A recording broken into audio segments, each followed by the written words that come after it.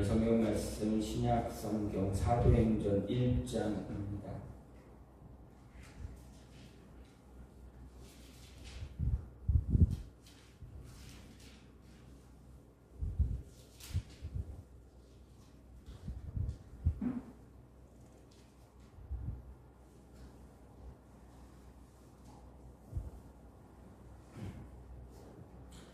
사도행전 1장 1절부터 11절입니다.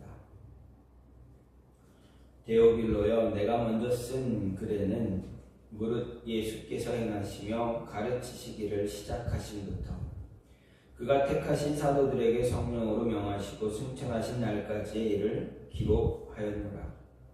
그가 고난받으신 후에 또한 그들에게 확실한 많은 증거로 친히 살아계심을 나타내사 40일 동안 그들에게 보이시며 하나님 나라의 일을 말씀하시니라. 사도와 함께 모이사 그들에게 분부하여 이르시되 예루살렘을 떠나지 말고 내게서 들은 바 아버지께서 약속하신 것을 기다리라. 요한은 물로 세례를 베풀었으나 너희는 몇 날이 못되어 성령으로 세례를 받으리라 하셨느니라. 그들이 모였을 때 예수께 여쭈어 이르되 주께서 이스라엘 나라를 회복하시니 이때니까 하니 이르시되 때와 시기는 아버지께서 자기의 권한에 두셨으니 너희가 알 바 아니요 오직 성령이 너희에게 임하시면 너희가 권능을 받고 예루살렘과 온 유대와 사마리아와 땅끝까지 이르러 내 증인이 되리라 하시니라. 이 말씀을 마치시고 그들이 보는데 올려져 가시니 구름이 그를 가리어 보이지 않게 하더라. 올라가실 때 제자들이 자세히 하늘을 쳐다보고 있는데 흰 옷 입은 두 사람이 그들 곁에 서서 이르되 갈릴리 사람들아 어찌하여 서서 하늘을 쳐다보느냐.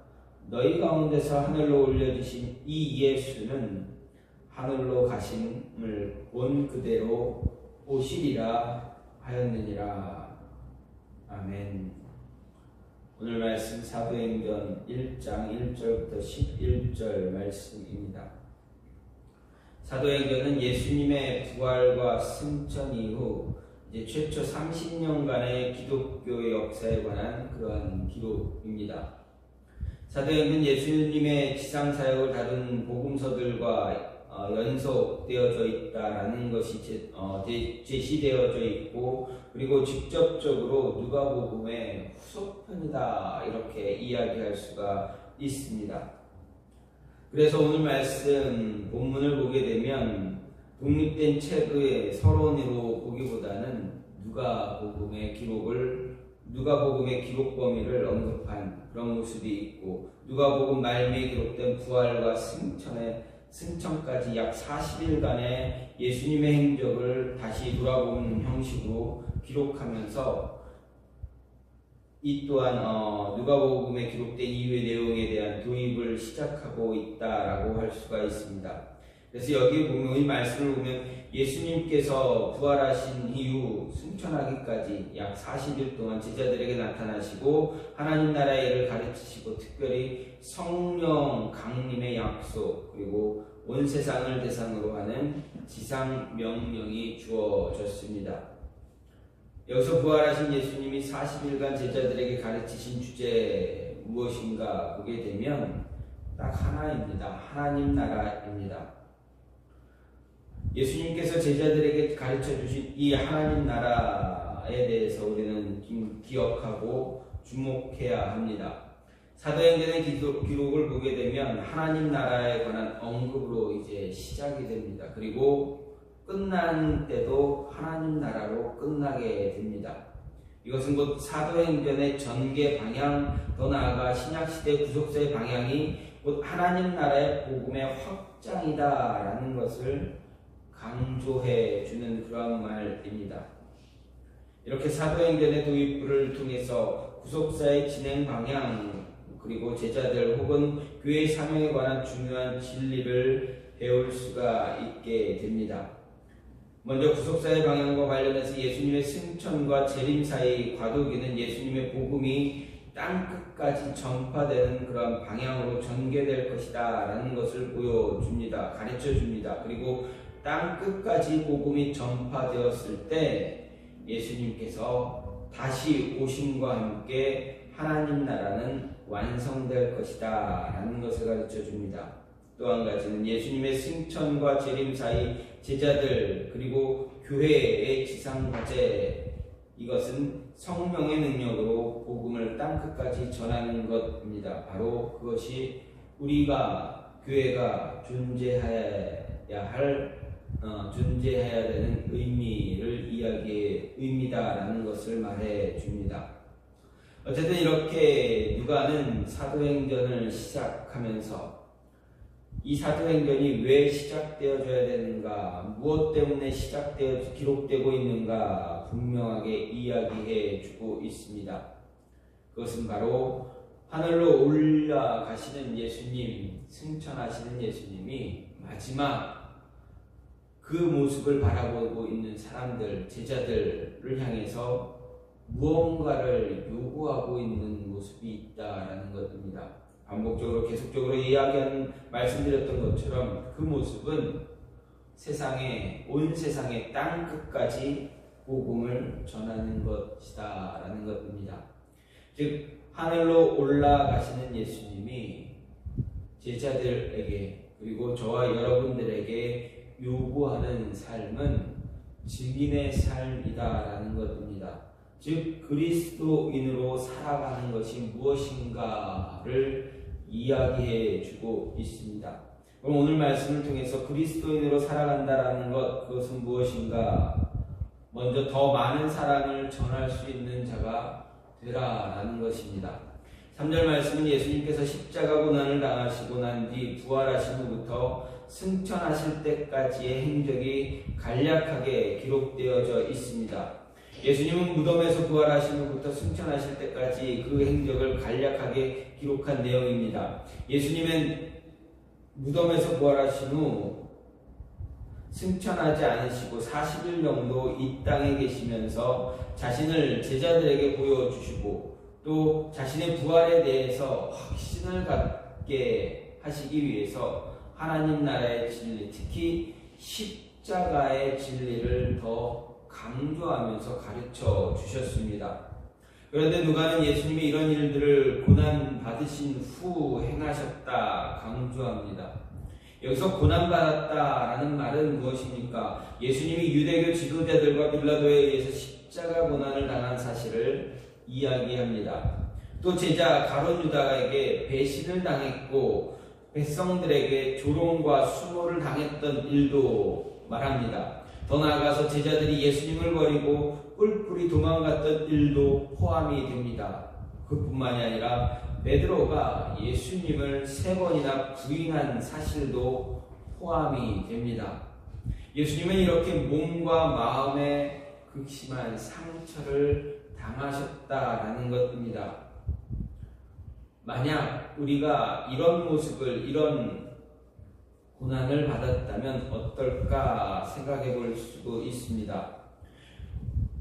우리 같으면 자신을 배신하고 나에게 거침없는 조롱과 수모를 준 사람들 과연 어떻게 생각하고 어떻게 대할 수 있겠는가 하는 것입니다.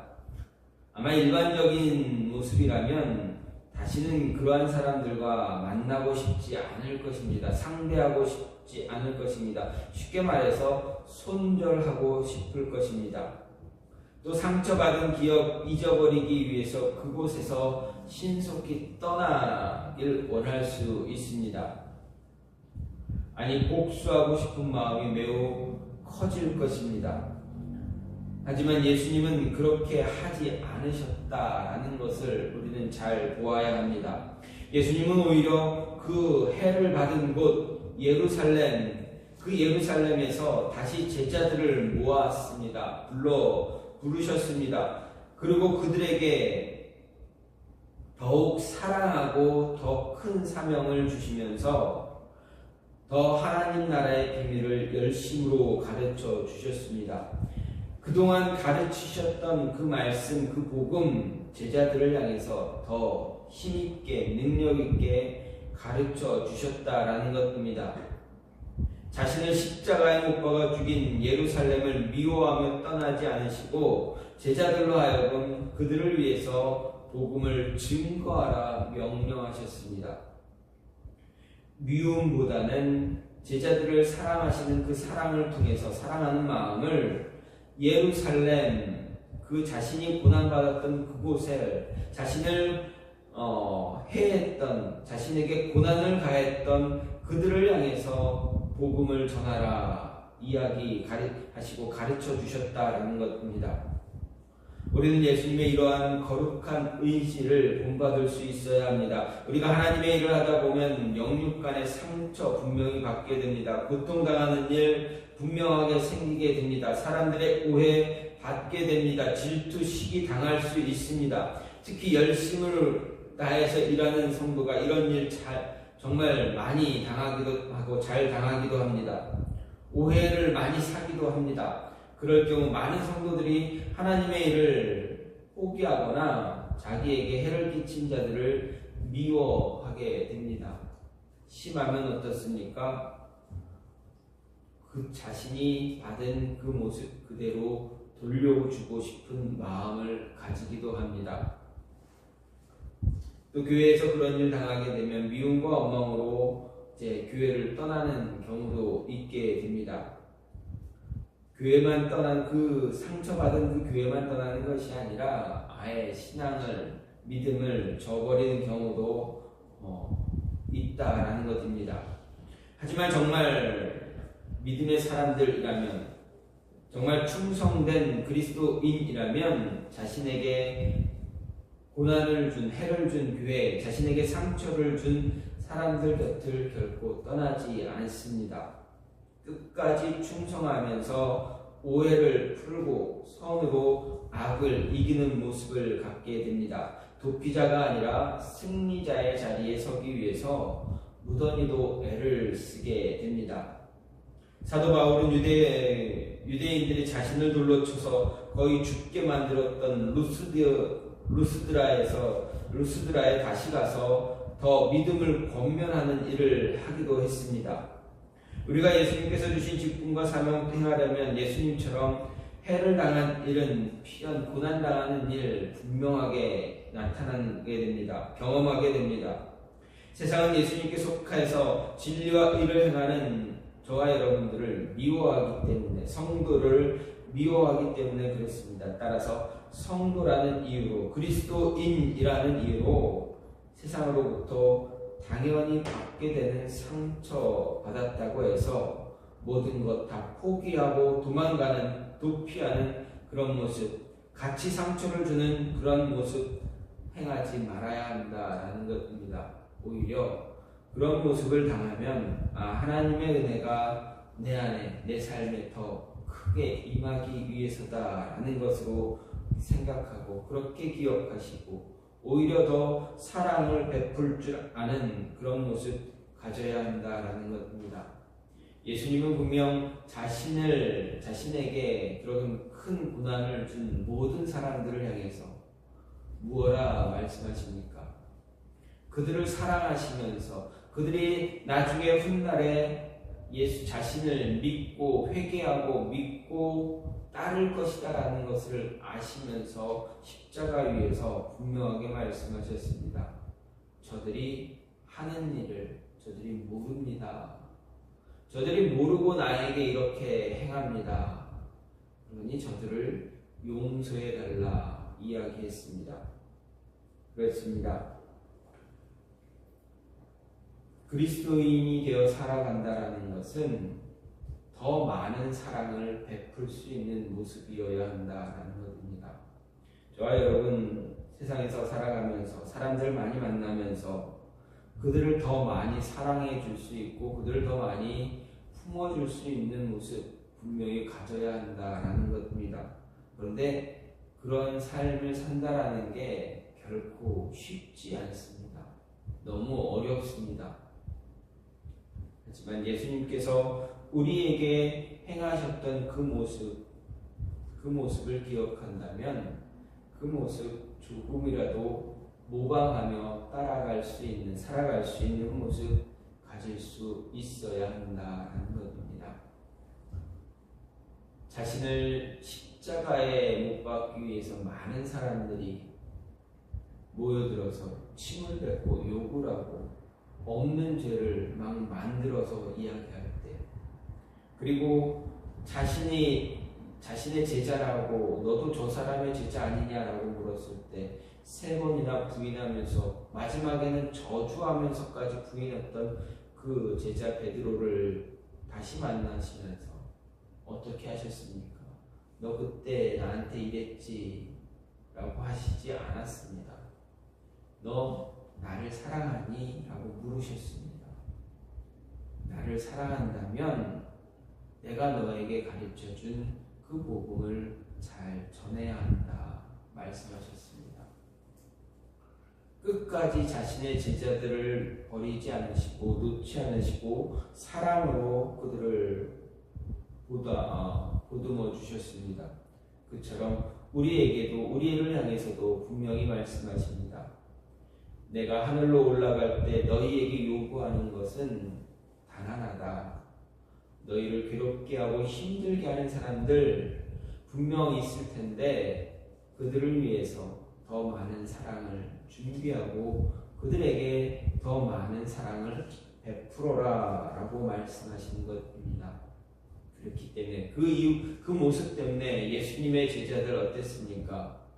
끝까지 죽어가면서 순교당하는 그 순간까지도 예수님의 말씀, 복음, 십자가를 전하는데 멈추지 않았다라는 것입니다. 목숨이 다하는 그 순간까지 복음 전하기 위해서, 예수님 사랑 전하기 위해서 끝까지 그것도 참아냈다라는 것입니다. 그래서 스데반 집사의 죽음을 보면서 그가 마지막 남긴 말을 또한 생각해 볼 수가 있습니다. 스데반 집사도 돌을 맞아 죽으면서 무엇라 이야기합니까? 하나님, 저들이 나에게 행하는 행동을 모르고 합니다. 알지 못합니다. 예수님이 하셨던 그 말씀, 그 고백 그대로 그도 고백했습니다. 왜 그랬습니까? 자신을 죽인 사람 역시도 하나님의 사람, 구원받은 사람이 분명히 있습니다.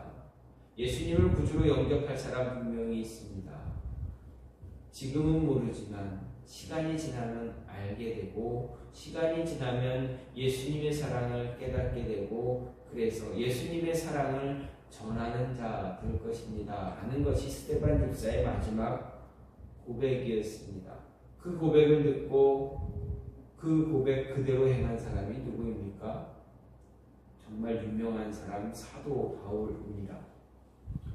따라서 많은 사랑, 더 많은 사랑 전할 수 있는 그런 모습을 가져야 한다라는 것입니다. 또 한 가지는 무엇입니까? 주어진 삶에서 언제나 최선을 다하는 사람입니다. 최선을 다하며 살아가야 하는 것입니다. 다시 말해서 그냥 현실에서 우리에게 주어진 현실에서 그냥 열심을 다해 살아가면 된다라는 것입니다. 그리스도인으로 살아간다라는 것, 나에게 주어진 현실 부정하지 말고 그냥 그 현실에서 열심을 다해 살아가는 것입니다. 10절과 11절 말씀은 제자들이 예수님이 승천한 하늘을 바라보고 있는 것을 천사들이 책망하는 그러한 내용입니다. 제자들은 예수님께서 자기들을 떠나 하늘로 올라가시는 것을 한편으로는 참 신기하고 놀라운 마음으로 보고 있었습니다. 또 한편으로는 자신들만 남은 것에 대해서 두려운 마음으로 지켜보았을지도 모릅니다. 그래서 그들은 모두 다 예수님이 가신 하늘을 경황 없이 그냥 바라만 보고 있었습니다. 그때 두 천사가 나타나 그들을 부르며 말합니다. 갈릴리 사람들아 어찌하여 서서 하늘을 쳐다보느냐 이렇게 책망합니다. 이 두 천사는 아마도 예수님이 부활하신 무덤에 있었던 천사였을지도 모릅니다. 이 천사들은 막달라 마리아와 다른 여인들이 예수님의 무덤을 찾아왔을 때도 나타나서 이야기합니다. 어찌하여 산 자를 죽은 자 가운데서 찾느냐. 이 천사들은 이제 하늘로 올라가신 예수님을 대신해서 예수님의 뜻을 제자들에게 전하고 있는 것입니다. 그 천사들은 제자들을 향해서 갈릴리 사람들아 이렇게 불렀습니다. 예수님의 제자들아, 사도들아 라고 천사들이 그들을 부르지 않고 갈릴리 사람들아 라고 불렀습니다. 그러면 왜 이 두 천사는 제자들을 향해서 갈릴리 사람들아 라고 불렀는가 하는 것입니다. 그 이유는 아마도 예수님이 명한 일을 할 생각 안 하고 하늘만 바라보고 있었기 때문일 것입니다. 다시 말해서 제자들이 복음 전파의 사명을 망각하면 갈릴리에 살고 있는 그냥 평범한 사람에 불과할 뿐이다 라는 것을 이야기하는 것입니다. 오늘 본문에서 자세히 보다 라는 의미로 번역된 헬라어 이 말은 정신없이 열중하여 몰입한 상태로 계속 보고 있는 상태를 말합니다. 이렇게 제자들은 서서 계속 하늘만 멍하니 바라보고 있었기에 천사들을 통해서 예수님은 책망하셨습니다. 예수님이 명령한 대로 성령의 권능을 받기 위해서 준비하지 않고 하늘만 바라보고 있었기 때문입니다. 예수님의 증인으로 사역할 생각하지 않고 예수님이 간 곳만 바라보고 있었기 때문에 책망을 들었습니다. 천사들이 제자들을 갈릴리 사람들이라고 부른 것, 어쩌면 너희는 아직 사도의 자격, 제자의 자격보다는 어부와 세리에 불과하다라고 했을지도 모르는 것입니다. 그렇다면 하늘만 바라보는 자 되지 말고 하늘을 바라보면서 현실에서 자기에게 주어진 의무, 일, 그것도 잘 행해야 된다, 잘 감당해야 한다라는 것을 말하는 것입니다. 다시 말해서 천국이 임하기를, 예수님이 다시 오기만을 기다리며 바라보는 그런 삶을 사는 것이 아니라 주어진 현실에서 열심을 다해서 지금 내가 살아가는 이 현재, 현실, 오늘에서 나에게 주어진 일을 잘 감당하며 살아가는 것입니다.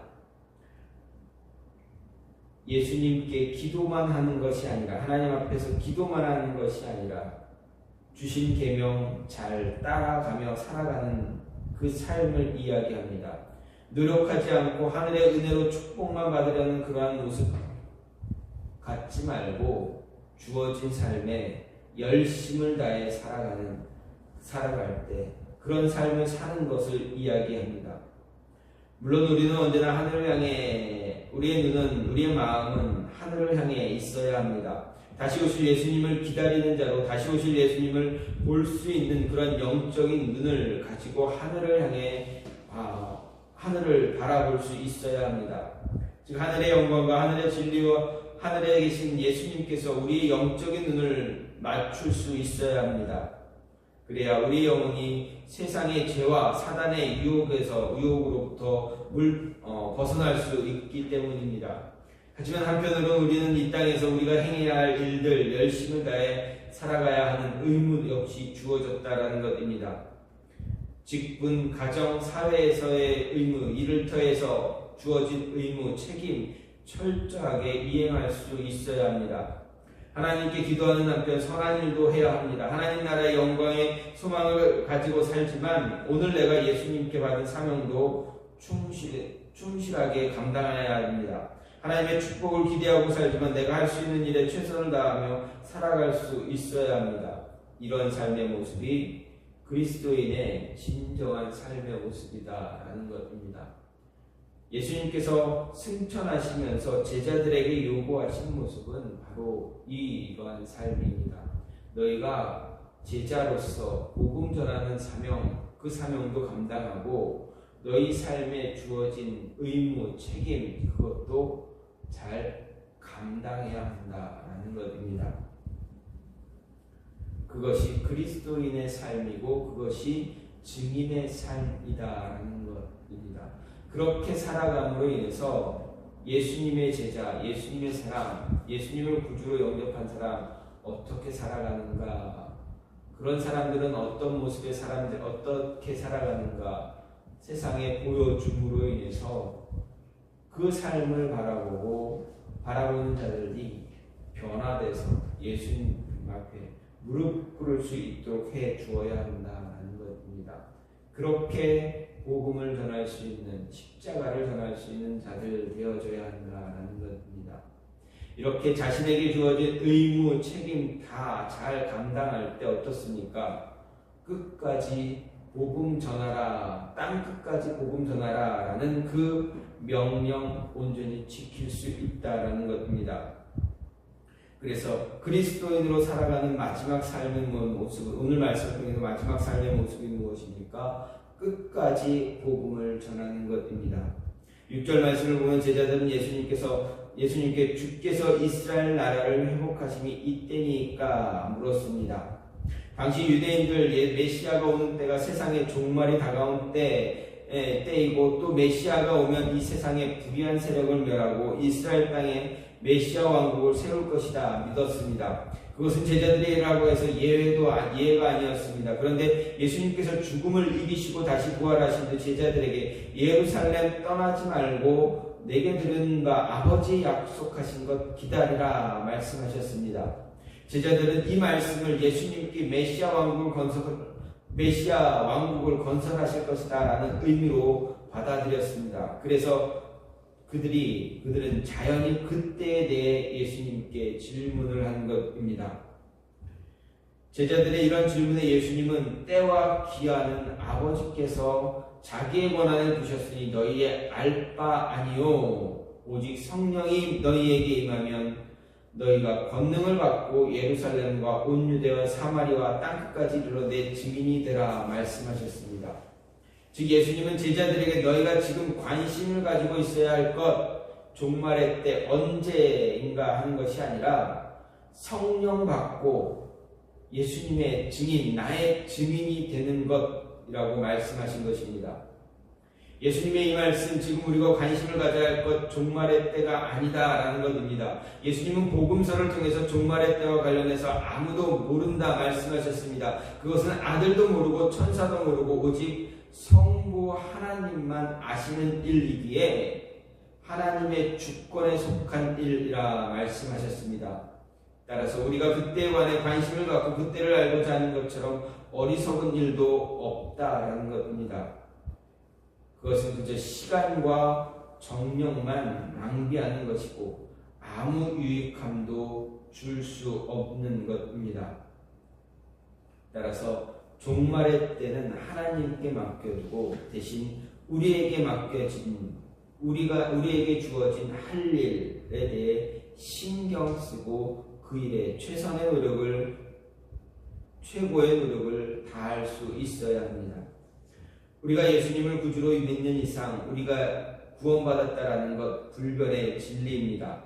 아무도 이 사실을 바꿀 수 없습니다. 바꾸지 못합니다. 그래서 세상에 종말이 오든 오늘 오든 종말이 오늘 오든 내일 오든 미래 어느 시점에 오든 우리에게는 중요한 일이 아닙니다. 지금 우리에게 중요한 것, 영원한 메시아 왕국이 도래하기 위해서 반드시 필요한 것, 우리가 수행해야 하는 일, 그 일을 바로 복음을 전하는 것입니다. 세상의 종말은 어느 날 갑자기 오는 것이 아닙니다. 그때가 도적같이 불시에 찾아오는 것은 사실이지만 그 전에 반드시 거쳐야 하는 과정이 있다라는 것입니다. 무엇입니까? 성경은 무엇라 말합니까? 복음이 온 세상에 땅 끝까지 전해져야 한다라고 말합니다. 땅 끝까지 복음이 전해지면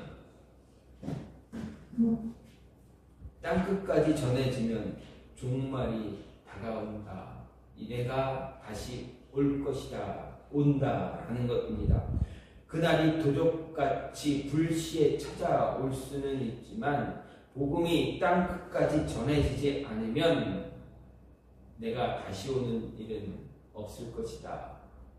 땅 끝까지 전해질 때 내가 다시 올 것이다 라는 것입니다.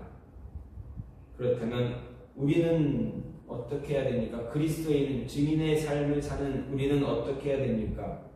종말의 때를 기다리는 것이 아니라 그때가 오기만을 학수고대하는 것이 아니라 그때가 올 수 있도록 우리에게 주어진 일, 나에게 주어진 사명, 그 사명을 하나씩 하나씩 잘 감당하는 것밖에 없다라는 것입니다.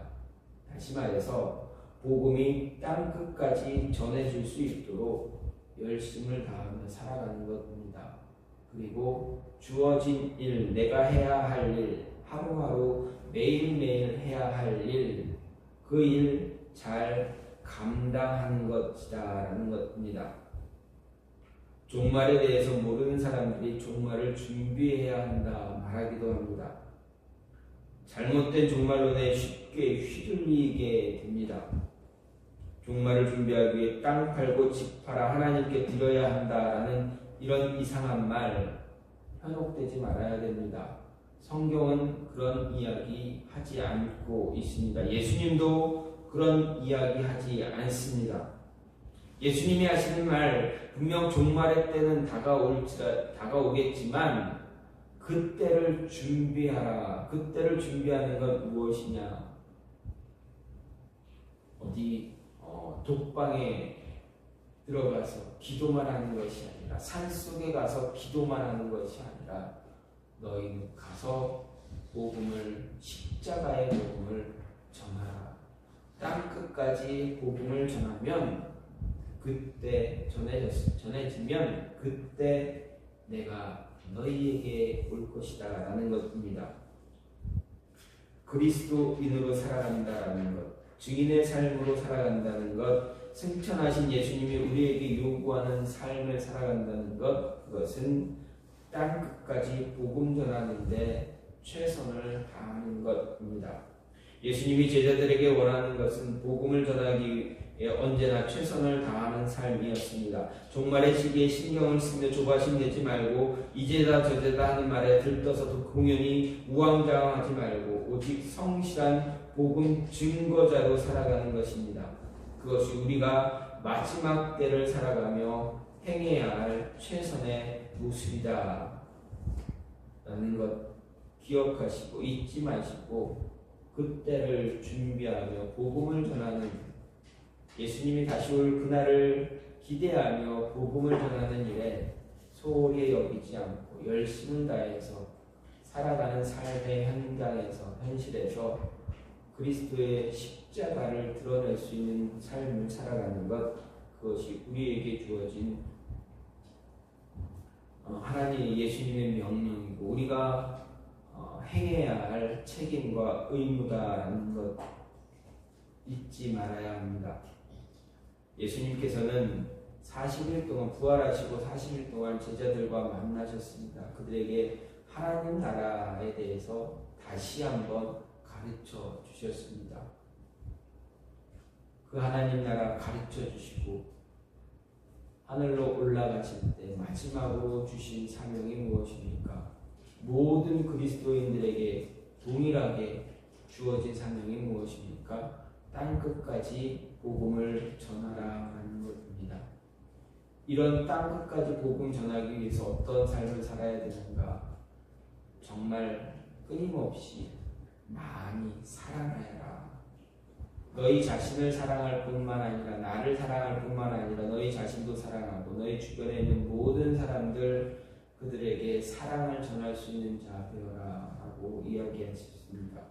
그리고 매일매일 너희가 살아가는 그 현실에서 주어진 일 열심을 다해 살아가라. 그리고 그 열심을 다해 살아가는 그 순간에 그러한 모습에서 복음이 전해져야 한다라고 말씀하시는 것입니다. 많은 사랑 전하고 열심을 다해 일하면서 그리스도의 십자가를 전할 수 있는 모습, 그 모습이 증인의 삶, 저와 여러분의 삶, 그리스도인의 삶, 그리스도인으로 살아간다는 것입니다.